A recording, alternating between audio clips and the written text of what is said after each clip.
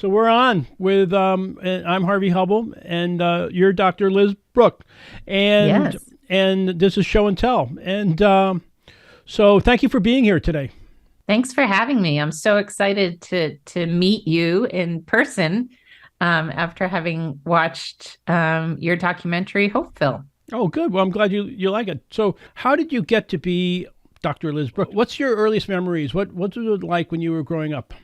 You're right. I was not born Dr. Liz Brooke. I was born Elizabeth Catherine Crawford, the youngest of three, and my mom was a teacher. And so my earliest memories are from kindergarten. So I had the home support. My dad was an avid reader. But my earliest memories are kindergarten. Miss Frigetta was my kindergarten teacher, and I used to help her as like the teacher's helper. And sometimes I would try to help run the class or run the lesson, so to speak. And so those are my earliest memories. I was a strong student. I don't remember struggling with learning how to read, or I don't remember the method that I was taught. I do still have in my basement, which I should probably not still have in my basement all these years later, but the alphabet books. So you had a book for A, B, C, and all of that, and you'd trace the letters and you'd see the pictures, cut out the pictures that started with those letters. So those are some of my earliest experiences. And I just knew from watching my mom that I loved the idea of being a teacher. And it was really, I thought I'd either be a pediatrician or a teacher. Those were kind of my two areas of interest. Well, that's great. In my business and filmmaking, that's known as stamped at birth. So you're passionate about it now. So that's important because to go on the journey you're going on, you have to have a lot of passion that fuels things. So I imagine you did okay in high school, and then you went to university, you went to college. So Yes. tell me about that. I went to Tufts University, but interesting connection to Marianne Wolf, who's in Hopeville. She was not there yet. Very key point of this story, because I did start off, I was going to be a pediatrician. I was in the pre-med track, and then I got sick my freshman year and yada, yada, yada. I decided not to pursue that and instead go that other route of child development and studying to become a teacher. I always knew I just wanted to work with children and I wanted to make a difference. But what I didn't know for many, many, many years later was that I was not trained in what I needed to know in order to teach reading in first grade. I thought I was, right? I was coming out of Tufts. It was a phenomenal university. And I put in all the hours. I stayed late. The custodians became my best friend. They kept saying, Miss Crawford, you need to go home. And I was very passionate, worked very hard, but I didn't know what I needed to know. And that was really, it wasn't until I went back to school to become a speech language pathologist and reading specialist where I was like, wow, that's where I learned about the evidence and the science of reading. And I knew I was trying to reach my first graders, and I was trying all sorts of ways. I thought I wasn't doing a great job. And yeah, so it was quite a journey, and that aha moment when I realized what learning about the evidence or the underlying why unlocked in me. And I made the decision that moment. That was what my new mission was. So you're just teaching along one day and you're thinking like, I'm getting it. I'm doing it. I'm doing okay. I graduated university. I graduated Tufts. I put in my time. Yep. So you're doing pretty good. But then what is the reason that you're saying, wait a minute, I have to go and get more. I have to get more information. Why? How? Yeah. So I was fortunate enough to have very experienced teachers on either side of me, next door to me, across the hall from me. And the programs we were using were balanced literacy and whole language programs. So I was doing what those programs were telling me to do, but I could tell I wasn't reaching all the students. And I also had some parents who, rightfully so, were asking about our reading techniques, and I couldn't answer a lot of their questions. And so, being a kind of lifelong learner, I said, I need to know more. I feel like I'm missing some part of this knowledge. Wait a minute. I have to stop you. If you're a new teacher, this is for all the new teachers out there. How do you know when you're not connecting with the kids? What's going on? I mean, you made a big decision to go back in. You already have your career choice. So this inciting incident has to be more than just not getting the one kid. The kid's probably a troublemaker anyhow. I know you, Dr. Liz Brooke. That it wasn't your fault. It's the kid's fault. So anyway, so what? Right. Well, and I have to admit, I am ashamed. And again, I know I'm not alone in this. I was ashamed to think sometimes it was the kids' fault. Like they just can't be reached, or they have such a background that they're going to be one of those kids I can't reach. And I am ashamed to say I thought that at times. I think it was a combination. It certainly wasn't just one or two kids or one or two sets of parents, but it was multiple years before I went back to school to learn more. And I think our school was going through the process of multiple adoptions of different curriculum. And I just felt like I was floundering, like there wasn't a plan for me to follow, right? There wasn't necessarily a set scope and sequence. There wasn't, I had tons of books in my library left by the prior teacher, but what do I do with them? Some of them seem really hard to read, and some kids seemed like they were getting it, and maybe my teaching was working and other kids weren't. I had the students, the inclusion class, students who were on IEPs in my classroom. So I often thought, okay, well, those students might be making slower progress. And again, always thinking about other things, but eventually all this evidence was leading up to, okay, maybe I'm missing a big piece of knowledge or something that can help me reach more of these kids. You looked around, you made a decision that you're going to go back in. You became a speech language pathologist. You were a kindergarten teacher, first grade teacher. First grade teacher, which when you think about it, and I know there's other first grade teachers out there, and even in the movie, the first grade teacher said, you are building the foundation for all of the future reading to come. And to think back and think, I didn't know what I needed to know as a first grade teacher, that is frightful. And I feel shameful about that. And, again, a big part of this ongoing story that I want us to continue to remember is we can't blame teachers, right? And I don't want to blame anybody. I want us to, now that we know better, let's do better and let's move forward.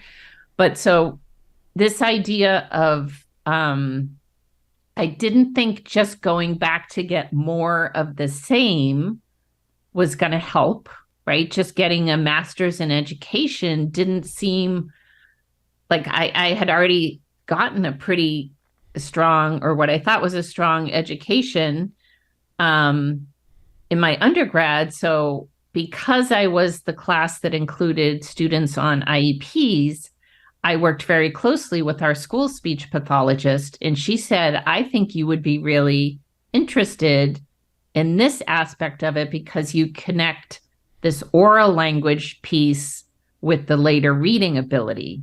And so I said, that sounds interesting. So I went to what turned out to be ASHA, which is the American Speech and Hearing Association conference, was in Boston at the time. I live in New England. And I heard a panel of 9 speech pathologists. And I was like, wow, you can do so many things. And so I ended up going back to MGH, Mass General Hospital, Institute of Health Professions. And they were one of the first and only programs in the country that trained SLPs also in reading. And to me, it's a phenomenal experience and knowledge base that has propelled me in the rest of my career. I think you said it really well, that now we have the information out there. And now that we know better, we do better. So we have to be able to get this information out to as many people as possible. Why we made the movie, why you kind of do what you do. So you were talking about before that you have a bag. Tell me about your bag. In my career, although it's been a long time since I've been in the classroom, I still relate to being a first grade teacher, and I'm probably going to get emotional, but I have a bag, like an LL Bean canvas bag, tote bag, that has, Miss Crawford's first grade class, and it has the handprints from the 24 students in my class with their names under each of those handprints. And just the connection you have with those students, there's nothing like it. There's nothing like it. And again, our teachers are the heroes. And I still have that bag. I still think about those students. Those students are probably my very first class, are probably 35, 36 years old now. So, but it's just an amazing privilege to be able to be part of a student's journey in learning, and especially unlocking the rest of the world with the gift of literacy. You started off 24 kids, 26 kids. You've been teaching for a while. You went off, you became a speech language pathologist. And what are you doing now with your direction, your hero's journey? What are you doing now? So now I am the Chief Learning Officer at Lexia. Lexia is a company that's turning 40 next year. It was started by a dad who had a son with dyslexia, and he got an NICHD grant, and he thought, how can I get these amazing evidence-based strategies that he was fortunate enough to be able to pay privately for his son? How can we get that to millions of students across the country? Because even in 1984, we were in a similar crisis, right? That almost 2/3 of our students are not reading proficiently. So what I love about Lexia and why I joined it almost 14 years ago now, I came from the Florida Center for Reading Research, and the concept of a vendor, right, feels like a bad word. But Lexia to me is so different in that they believe in research, they believe in the evidence, and the mission is the same that Bob Lemire, the founder, had 40 years ago. How can we make this equitable access to evidence-based instruction? And so I have the honor of being the Chief Learning Officer. So I help set the educational mission of the company. I've been involved over those 14 years with building products, helping our data platform. So when I think back to what did I need to know as a teacher, how can we truly make this data actionable? Like, what question are we trying to answer for that teacher so that he or she on Monday morning can do something differently with his or her students? This conversation that you and I are talking about, you take the research into practice, because now you're in an ability where you can get the research, and the practice is you were that first year teacher, that second year teacher that didn't know how to, you know, fix it. It must be something else. It couldn't be this. But now there's enough information out there with the science of reading of where we are.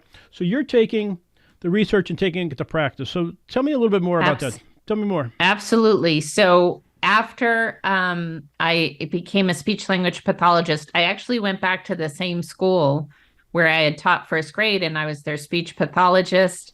I worked there for several years, and then I worked at Mass General Hospital in their learning disabilities unit. And then I had the honor of going down to Florida Center for Reading Research with Joe Torgeson, who I joke with my friends who aren't in reading. And if you're listening to this, Joe, he's like the Bono of reading world, right? Like if Bono says, do you want to come on tour with me? You say yes. If Joe Torgeson says, do you want to come be my director of interventions? You say yes.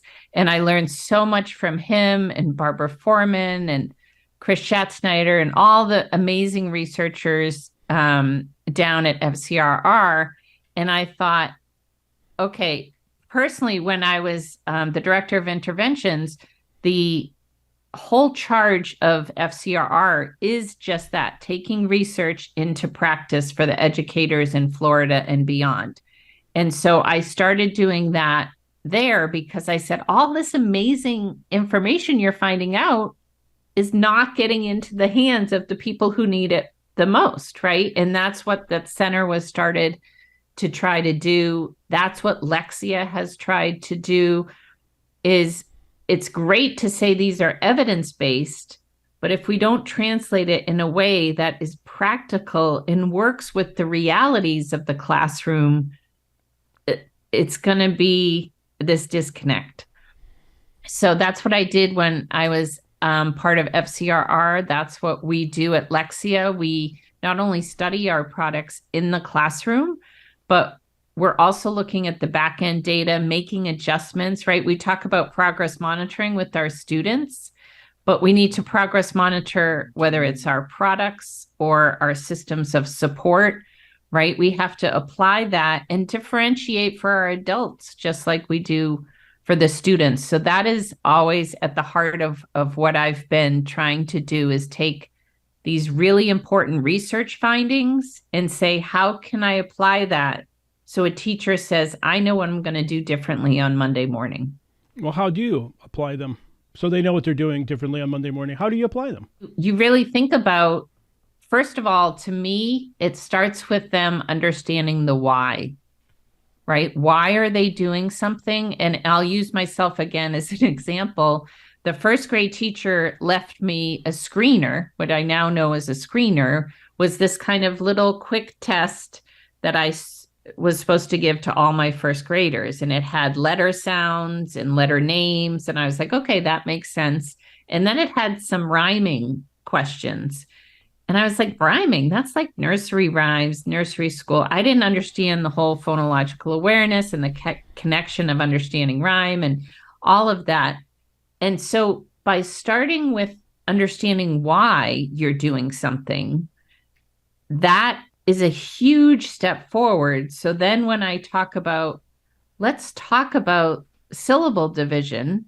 Well, why? Why do I care about syllable division? Because that helps them understand the vowel sounds, right? Can help break down and spelling patterns, all these things that we talk about, understanding why we're doing it to help the students, right? It's not just some random finding, but how do we connect it to what they're working on in the classroom and how it's going to help their students? So translating it most often into activities or steps in a process or a checklist, those types of things that are really practical, but also giving them the why, which is more theoretical, right? So it's a combination of how we do that by starting with the why, understanding what the pedagogy and the research says, but here's what it looks like in action. And here's how we're going to help you with the data that we're gathering to determine which of these strategies make sense for which students.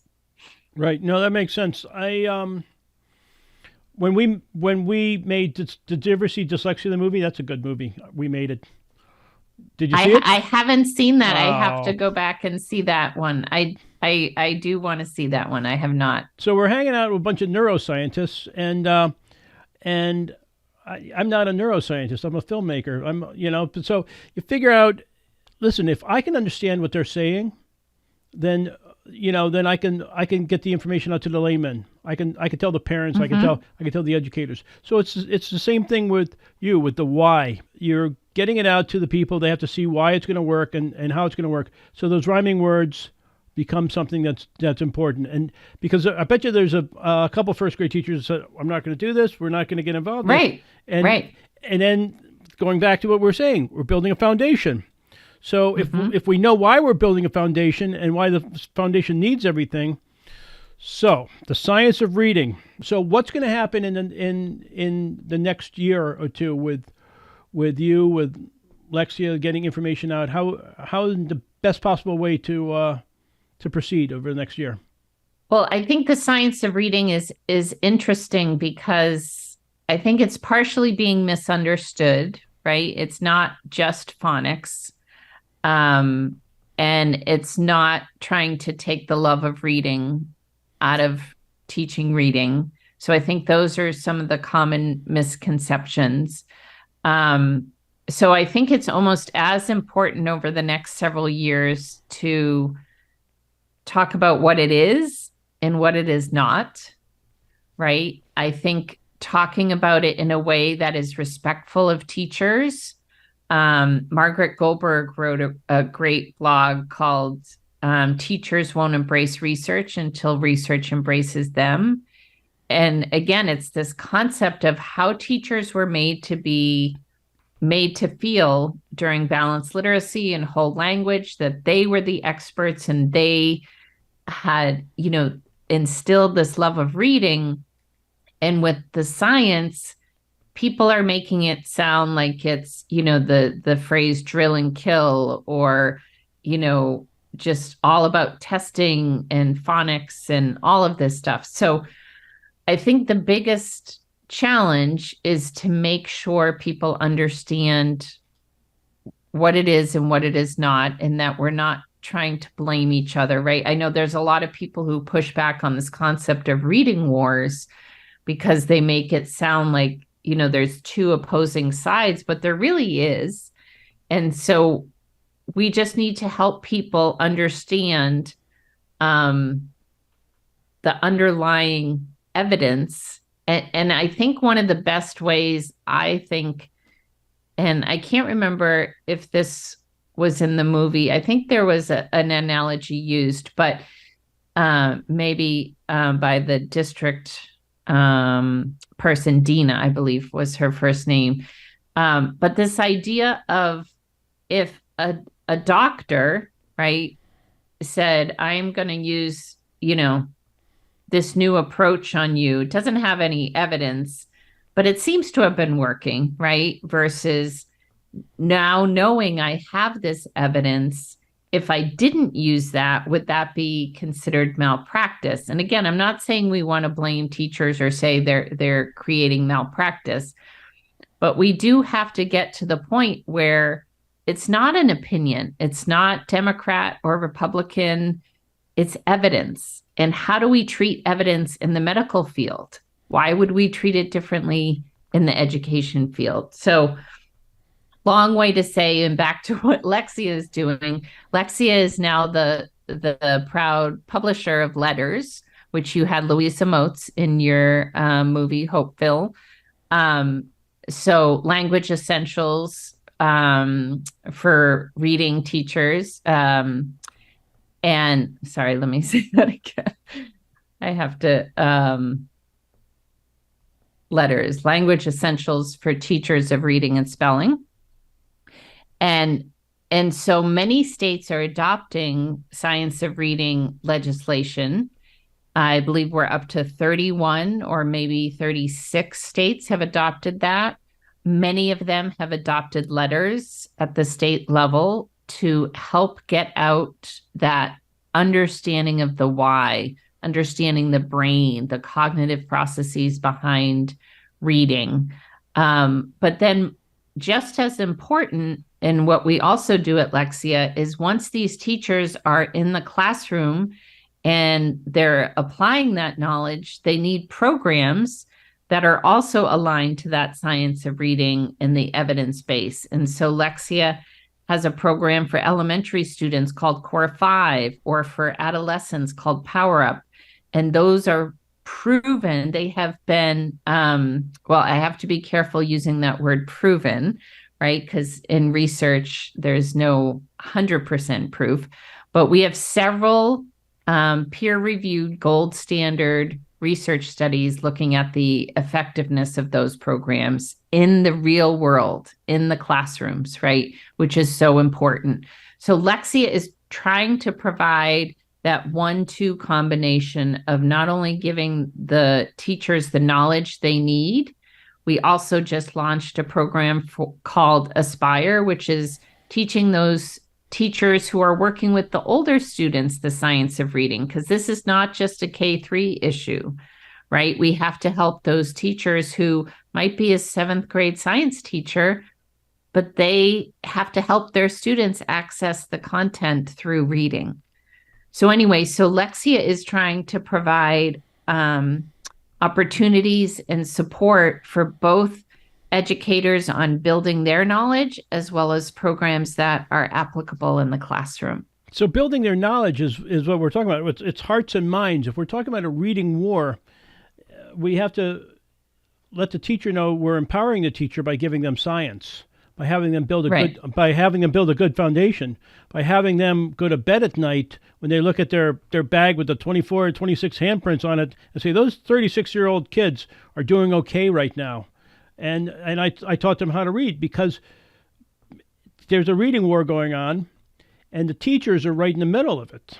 Yes. And it's the hearts and minds of these teachers, of empowering these teachers and letting these teachers know we're gonna teach you, reading is rocket science. Right. We're gonna teach you how to make a foundation. We're gonna teach you how to get these kids a strong foundation. So the reading wars affects everybody. So who do you get the information to? Knowledge is power, you said. Right. No, absolutely. It starts with leadership, and we have to hold, just like we want to hold teachers accountable, we have to hold principals, district superintendents, school boards, all the way up to legislative offices, governors. Absolutely, because it is often a district-wide decision. Sometimes they give the decision down at the school level, but in terms of what curriculum the teachers are going to use. So even if the governor says, okay, every teacher has to take, whether it's letters or some other professional learning, to understand the science, and then they go back to their classroom and they're using a program that is a balanced literacy program, their hands are tied, right? Or the principal saying, well, you can do phonics, but just for 10 minutes in the morning, and then we'll still go back to the balanced literacy program in the afternoon. So absolutely, it starts with leadership. And most of our leaders were at one point teachers themselves, right? And they, to me, again, the power, knowledge is power, understanding why. Like, what is it about? And again, the brain research, and Marianne Wolf is so phenomenal at explaining this, that, everybody, the argument that you learn to speak naturally, so you must learn to read naturally. And actually, when you said you were hanging out with the cognitive neuroscience, like Mark Seidenberg and others,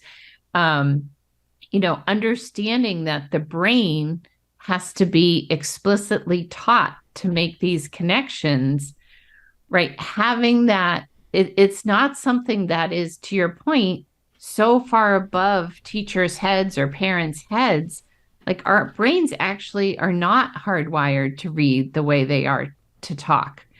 And I think even just starting with that statement, right? We have these fMRIs now that are so powerful, and to see the different areas of the brain lighting up as you provide intervention, right? The pre and post, it's phenomenal. And that, to me, is not beyond the scope of what people who are making the decisions should know about and understand. I was talking to Emily Hanford, and I saw Emily Hanford on your thing, and she's a friend of both of ours. Emily's saying a lot of times the teachers see, oh, it's a pendulum going this way and going this way. Yes. But because of what you said, the fMRIs now this is the science of reading. Now this is what we didn't have when the pendulum was back over here. And we have the science of reading, which is showing this is how the human mind works, and this is how a speech language pathologist and a good educator. This is research putting into practice, and this is what you're doing now. Is you have this information, and you can unlock each of these kids and each of these little foundations that are going to grow to become those adults. Right, because and I think the idea. Starting with that big picture of the brain, and we have this research, we have the images of what's happening in the brain. And to your point, we didn't have those. And to try to prevent teachers or leaders at the district from saying, I'll just wait it out and the pendulum will swing back over the other way, right? Because we know there's folks like that. But the idea, and this is the other piece that I feel like is not getting enough airtime. It was shown in the movie Hopeville very clearly, but even if people are thinking it's just phonics, which we know it's not, there's so much critical aspects of the meaning focused or language, underlying language, but it's about the explicitness and the systematic, structured, multisensory approaches that help build those pathways in the brain.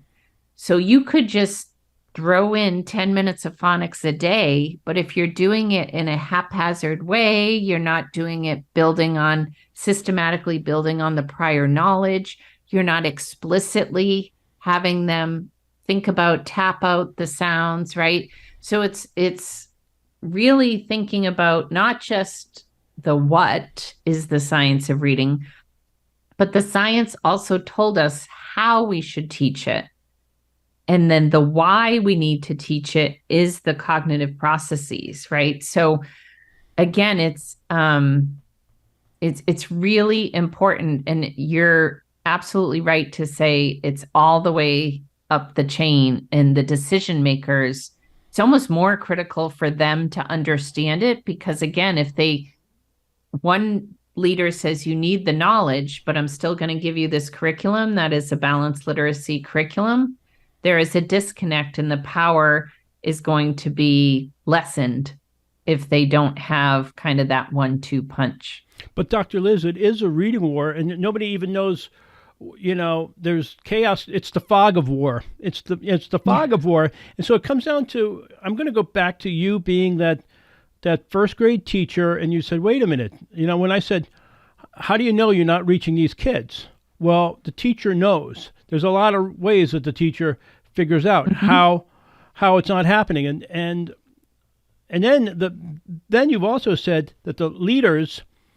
were once educators, were once a lot of times were teachers. Yes. So the next thing we got to do is, like, how do we get all of this information in the science of reading out so people can understand it in the layman's terms, and get people to understand this? How do you see getting there? I mean, I know I'm going to ask you the same questions over and over again. What's Lexia going to do? What you're doing? What should these leaders do? Yeah, and I think, and you said it in the movie, this story has been covered over and over and over from Republican, papers and Democrat papers. To me, the fact that these numbers are not on the nightly news, that 2/3 of our kids can't read. And so I think, what are we going to do about it? I think we're all trying to have this, whether it's Emily Sold a Story podcast, which was phenomenal. Like, even someone, myself, who felt like I had lived that story or understood, she connected the dots like I've never heard before. And so that was phenomenal. Movies like Hopeville that you did, that people can approach the disconnect between the public opinion that you captured in New York City was so powerful. Like, I think the pandemic, in a silver lining way of the pandemic, helped spur this movement forward, because so many parents got a front row seat to their kids learning or not learning how to read, right? So I think it's just this groundswell, more teachers, more parents, right? The decoding dyslexia parents, it's publishers, right, who in some instances have been part of the problem with promoting non-evidence-based. But how do we, again, move forward? How do we make sure that the programs we're selling are based in evidence, do the research? It's going to take multiple ways, just like we were saying, not all students are going to learn the same way. So whether it's podcasts or movies or webinars or suggested texts, we have to keep at this message, because I feel like this is different. This pendulum feels different, and it feels like it's almost at the tipping point. You know, people are starting to not only get science of reading legislation, but banning 3Qing, which is, again, that idea that they can't go back to the classroom and use a 3Qing approach. So I feel like coming at it from all these angles that we're doing, we just have to keep it up. And, you know, again, I just feel like this time is different. Dr. Liz, you're fired up now, Dr. Liz. You're fired up. I mean, you know, Kareem said it on your show. He said it when he was talking about this is a movement. So our idea is, when we made this film, Hopeville, to take it out and show people, here's what's going on, and give them enough of a background. And there's other films out there, and there's other great films out there, but we're all approaching this movement from a different angle. So our idea is to get it out there, get the discussion going, and having people, or keep the conversation going. And it doesn't bother us if they're playing one movie, you know, 3 months later they play another movie, because if it brings that same group of people in that same school district together again and saying, okay, what are we doing now? What have we done since then? Have we looked at it from this end? Have we looked at it from this end? So it is a movement, and it's an exciting time to be in education. Absolutely. And again, I feel like, why has it not gotten the traction it should have, with all the number of times this story was told? And I do feel like the pandemic, you know, it got parents to see what was happening when oftentimes they became the teachers themselves, right? Emily talks about this in her podcast. I think the parents of students with dyslexia, right? The movement, the decoding dyslexia groups are phenomenal. And that understanding that this type of instruction, this multisensory, systematic, explicit instruction, is critical for students with dyslexia, but beneficial for all students, right? I think that was another turning point that oftentimes, oh yes, and I think the story, one of the stories in the movie about the mom who was a criminal attorney, and she got services for her son, but they pulled him out of the system, and it didn't benefit anybody else in the system because they were just meeting the needs of that one student. And changing that mindset that this is not just instruction for students with dyslexia. This is students that would be instruction that's beneficial for all students. Which the coding dyslexia moms have been talking about. You know, 10 years ago, they were talking about this, you know, with groups like the IDA, which came out of Orton and Gillingham, one being a researcher and another one being an educator. You know, the IDA's hands were tied because that's what they do. They do research and education. But when these mad moms, when the coding dyslexia, and there's dads too, there's mad dads too, as your company shows some. So, but these parents, they went out and educate and legislate. This is a big difference. So it is a movement when we're seeing all of this stuff happening. And I love what you said about the silver cloud, the silver lining coming from the pandemic is you know, when we're isolated in our own echo chambers and living on social media, it's like we back our particular team, our political party, our red state or our blue state or whatever. It's us versus them. But all of a sudden it became the United States at the time. Mm-hmm. We realized we had a situation, and the United States is who and what we are. And what Kareem Weaver talks about is well, what I always believe is dyslexia doesn't discriminate. And what Kareem was saying is Right. it could be in any neighborhood, and it doesn't care who you are. So we're all in this together. If our nation is down at 194, I mean, we're not in the top 25. We're not in the top 50. I mean, we could do better. We used to think that we were the United States of America. We could do anything. We could put a man in the moon. But we Absolutely. No, we can't teach these kids how to read. Well, we can. We can. Yeah, absolutely. And I was president of the Massachusetts branch of IDA for many years, actually back, that's when I first met Margie Gillis, who's also in the movie.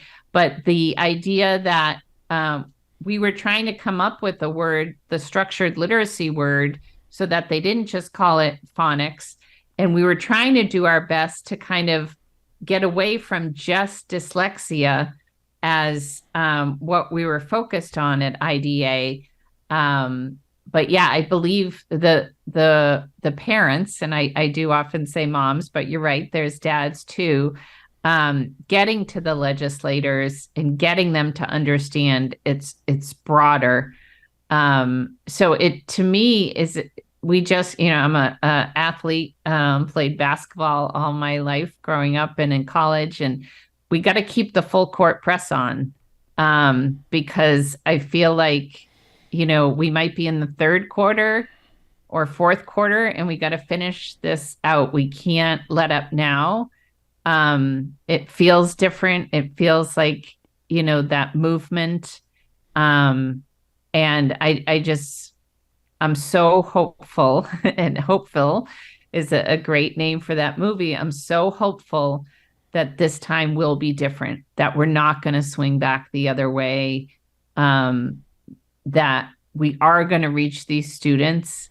And as we know, it's unlocking not just a lifetime of academic success, but self-empowerment, informed decision-making, critical thinking, right? All of those things that you talk about in the movie. It's just, we have to do it. We have to do it. We work with a lot of parents here, and one of the things I learned from some of the coding dyslexic parents, and this was a couple, a husband and wife team, and they were talking to me all the time saying positive pressure. So it's positive pressure, and even while we have the advocacy toolkit, which you're going to be on, you're also going to be on a panel discussion with us. It's positive pressure of having us, and of course, we're filmmakers, we record this. So even taking 5-minute snippets and 10-minute snippets and getting them in front of the right people, in front of the decision makers, that's positive pressure. And the truth and the science is on our side now. And we have the history of it, of what we know it doesn't work, and we know what does work. So let's see. Let's do what works. Let's try doing what works. Imagine that. Crazy enough, it just might work. Yeah. So what we want to do is we want to get our film out to as many people as possible. We want parents that are just figuring this out, because there's new first grade parents showing up every year, being freshly minted. My kid's smart at home. My kid goes to school, not so much. What's going on here? Well, it's maybe not the kid. It's how they learn differently. So So, and I encourage parents to ask your teachers, build that relationship with the teachers. And it's okay to ask and say, I've been hearing a lot about the science of reading. Can you tell me what reading approach you're using? It's a perfect question, a nice way, easy way. Again, build that relationship with the teachers. And I think it's, again, knowledge is power. So I love that. Okay, so that's okay. I love you. You're giving advice. So that's the first one for the parents. What advice would you give? You're the chief knowledge officer. What are you, chief learning officer? Chief learning officer. Chief learning officer. I like knowledge. A lot knowledge and learning. Okay, so you just gave some advice to the parents. What about the teachers? I mean, the teacher might be sitting there like, oh, my school district doesn't do this or doesn't do that. What should the teacher do if they find themselves in a situation like that? Yeah, so it's a great question. And so I think as part of an advocacy toolkit, or, we've talked about doing this as well, is helping the teachers think about, how can I write a letter to my principal, or how can I approach the principal about whether or not the school would support the teacher going out and getting professional development, right? Doing it in a way that is respectful of the school and the decisions that have been made, but also in the vein of lifelong learner and ongoing professional development, right? So if we can help teachers provide some of that language so that they can approach the principal, because it's scary to approach your boss, right? And then thinking about also if that is not possible, either it's too challenging from, anxiety approaching your principal, or the principal says no. The other option, and this is a bit tricky, is to either, if you can't afford programs yourself, to go to workshops and look, but looking at resources online. Oftentimes there are courses. Again, the Reading League has great courses online. And so really just trying to think about, Emily Hanford listed 10 books at the end of her podcast. So get a book and start reading it. There's some great ones out there. So just take that initiative on your own. And again, I know teachers don't make a ton of money, so I don't want to say go out and pay for all of your own books and PD. So we have to partner that with giving them some language of how they might approach the principal. Do mini pilots in your school, show them the data, right? I had a colleague down in Florida said, "In God we trust, everybody else bring data." And so the data can really help sell the story, right? Change the narrative, change the story, and say, look, it worked, right? That's what you saw in Waterbury. You saw the data. They went up to 73% of those first graders were reading proficiently by the end of the year. That's showing me the data. Right? We're on a roll right now. I guess you would say the same thing to the other decision makers, to the Board of Education, to the school superintendents. What would you say to them? It's the same thing. It is. However, I would take it up a level for the decision makers, because for the teachers, they really need to understand the nuances, right, of teaching sound symbol correspondence, teaching syllable division. The decision makers don't necessarily need that level of training and knowledge. What I would love for the decision makers to know, and there's a bunch of versions out there, whether it's white papers or what, is just truly understanding what is this thing that people keep talking about called the science of reading. What is it not? What does it mean to be evidence-based? Doesn't mean just a marketing sticker slapped on the product, right? And thinking about how, and I know this is tricky too, because budgets are tight. And if I've spent millions of dollars in some cases on these programs that are now people are saying don't work and are actually harmful, what do I do? Where do I start? Right? And so again, maybe helping them with the toolkit of, okay, if you can't throw everything out, right, and start over, although that would be ideal, go to your community, ask for donations, raise the money, do something, but you can't keep continuing to use these programs that we know don't work. Whether or not you start small and you pilot some of these new programs, but you have to start educating yourself on what is evidence-based and what is not. And don't just use the buzzword of, oh, we're not a science of reading. We're not. What are you really saying, right? That you don't believe this fMRI, that my brain is wired differently, right? So that's where I think it's up a level than what I would recommend for teachers. And then what I really like about America is we have election cycles. So then we have the elected officials, and sometimes they run as the educational candidate. So it's a perfect opportunity to educate the educational candidate. But if you happen to be one of those few elected representatives, I mean, it's almost your duty. And when you were before saying, well, millions of dollars, it's not my department, it's not my job. If somebody, it's costing us a lot of money to incarcerate a lot of people who can't read, who are in prison who can't read. So maybe it is the buck has to stop someplace. So Right. it seems to me that these elected officials. So if you had a magic wand, or you could just walk up and talk to an elected official, what would Dr. Liz tell the elected official? I'm chuckling a little bit because there was a question in the Republican debate recently about the NAEP scores, and only one of them mentioned about reading and connecting what they would do with education. So again, I think, there was a lot of talk about students don't understand American history, or, the citizenship test or whatnot.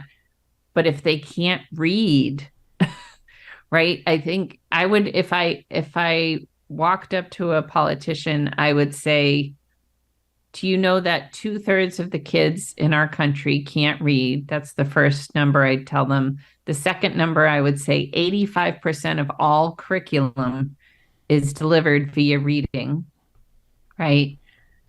And so you're talking about citizenship and history, and they can't read. We need to start there. That's what I would say. If 90% I had 2 minutes. And 90% of the prison is full of people Right. who Absolutely. can't read. So where do we warehouse them? What kind of jobs are they going to have, and how are they going to do it? So clearly reading is something that could make everybody's life better.